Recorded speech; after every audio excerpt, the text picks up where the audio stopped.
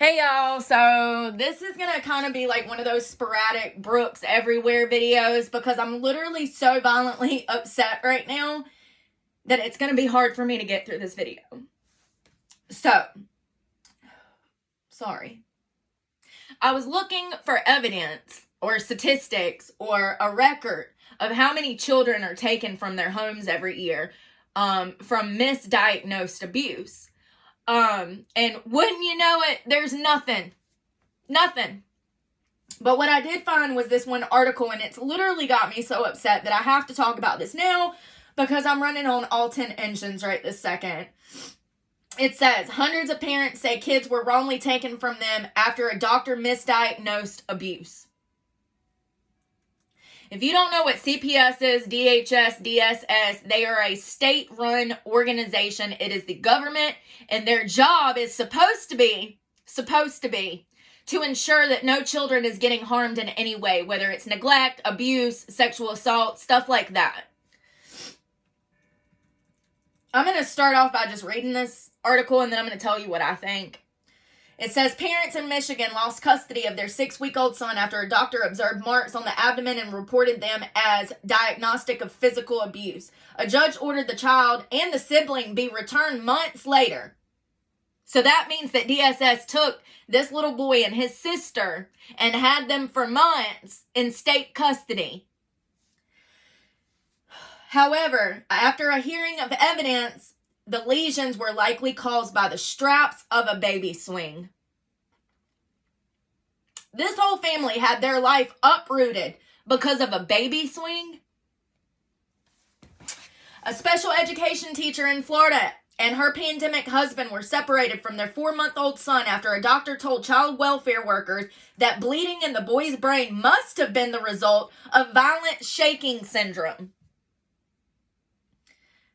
It was later found. Now, I know about this case personally because I actually Googled this, and you can find information about this family on YouTube. It was actually a 4-month-old boy and a little girl who was his older sister. And initially, when they left the hospital, the doctors had already called DHS, but they left the hospital before CPS showed up. So then a couple of days later, CPS shows up at these people's homes, essentially kicks in the fucking door and steals their children. Essentially. Months later, it was determined that the doctor had overlooked an underlying medical condition. This boy had some kind of severe blood clots, which is why he was bleeding like he was in the brain. So there was the doctor just misdiagnosed. The doctor said it had to have been abuse. It can't be some rare blood disorder.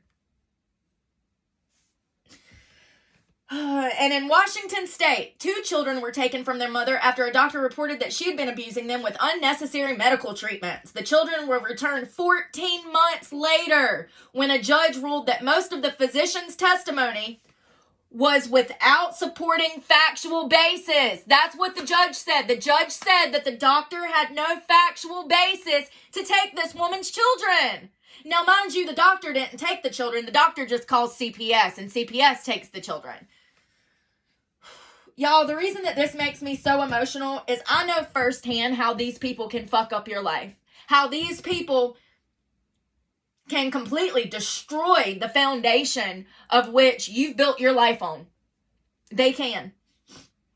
Now, mind you, in my opinion, most of these people that work for DHS, CPS, DSS, whatever you want to call them, are not qualified to be in their positions whatsoever, in my opinion. These stories are among those shared with NBC News and the Houston Chronicle by more than 300 families from 38 states. I'm sorry.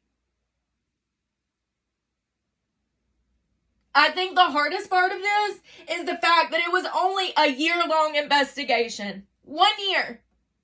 And in 1 year, over 300 families in 38 states were affected by being wrongly accused of something they never did. Y'all, it's crazy to me. It's crazy. It's crazy. Now, here's the family with the little boy that had the brain bleed. You can find them on Google, YouTube. I mean, as you can see, they look like very well put together little family. They look like a happy little family.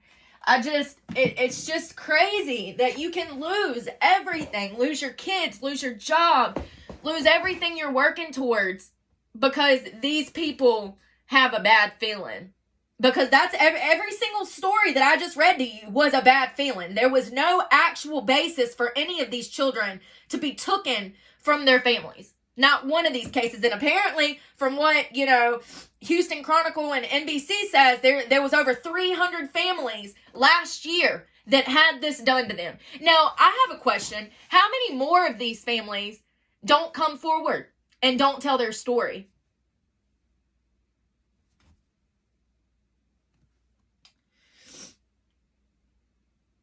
Yeah, it's a lot.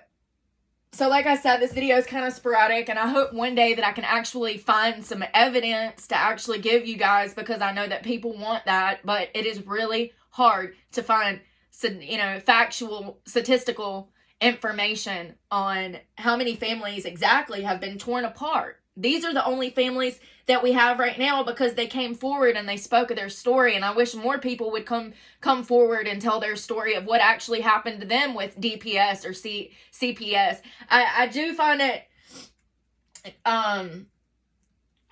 it weird that these children were held on to for 4 months to 14 months.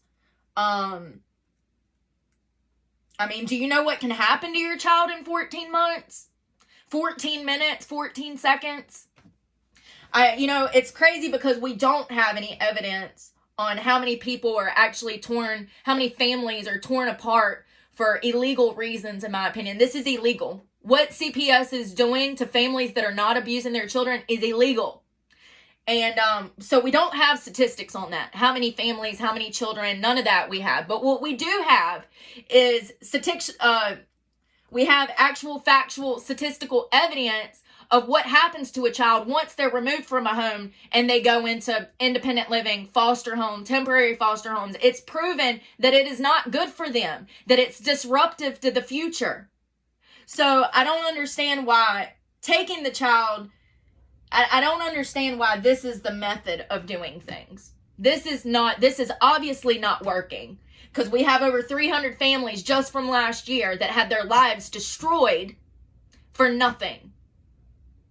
And statistically speaking, you're more likely to be sexually abused going into foster care. The statistics for that information is there. It's just really hard for me because I know from personal experience, I know from family experience, I know from friends. I've felt this on my own soil here at home. And it's a lot to deal with. And I probably have PTSD. But it is what it is. And I'm just going to continue to fight for what I believe in. And my life's mission is to bring some awareness to what is going on. Because once again, these are state-owned and operated. This is our own government doing this. And I'm sorry for being emotional. I hope everybody has a good day.